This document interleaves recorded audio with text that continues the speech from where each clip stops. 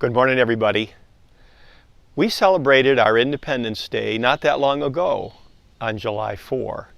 Well, today, July 14, is the French equivalent because it was on this date in 1789 that Parisians assaulted and took over the Bastille, a prison in Paris, and it was this event that was one of the most significant in the early days of the French Revolution.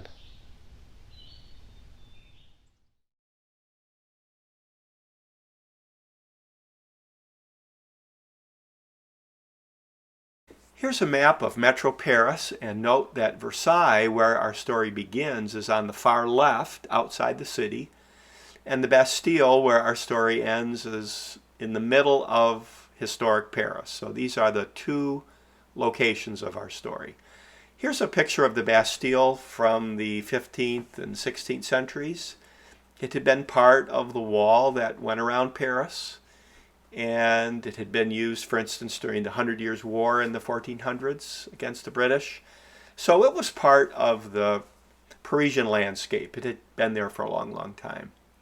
Now this map from the Battle of Yorktown, where we defeated Britain to end the Revolution, reminds us that the French were there. The French had helped us during our Revolution.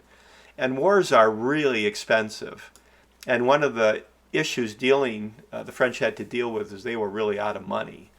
And this chart reminds us that everybody was spending money they didn't have. So by the time of 1789, there had been all kinds of finance ministers and proposals to solve the economic problems in France, but nothing worked. And what complicated it was politically, France was divided into three estates. The first estate was the clergy at the bottom of this triangle.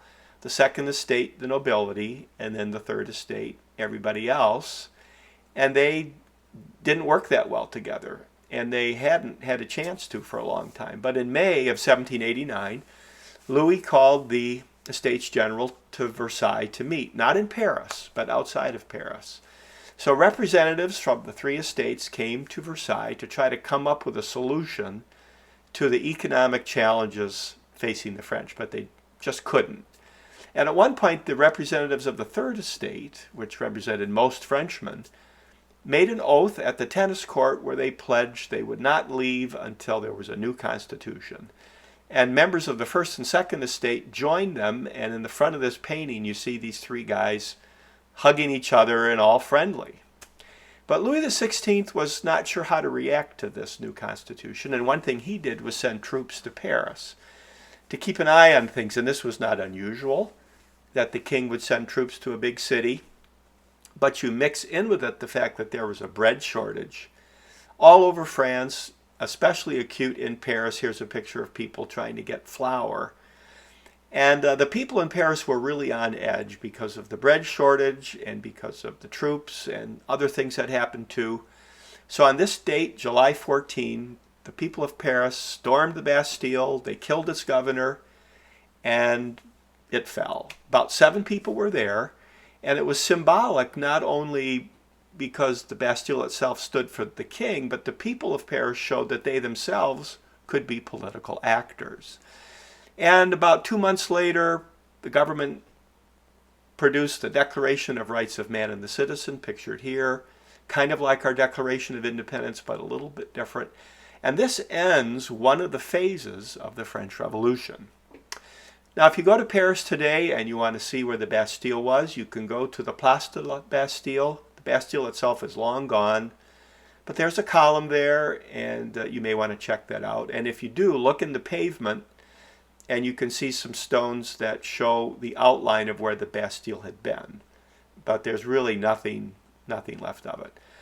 This is the big holiday for French people, so here's the parade in Paris. Note the Arc de Triomphe in the background. And all around the world, French people celebrate, including in Boston. So here's a picture of French people getting together in Boston, and if you're in Boston on July 14, you may want to join them.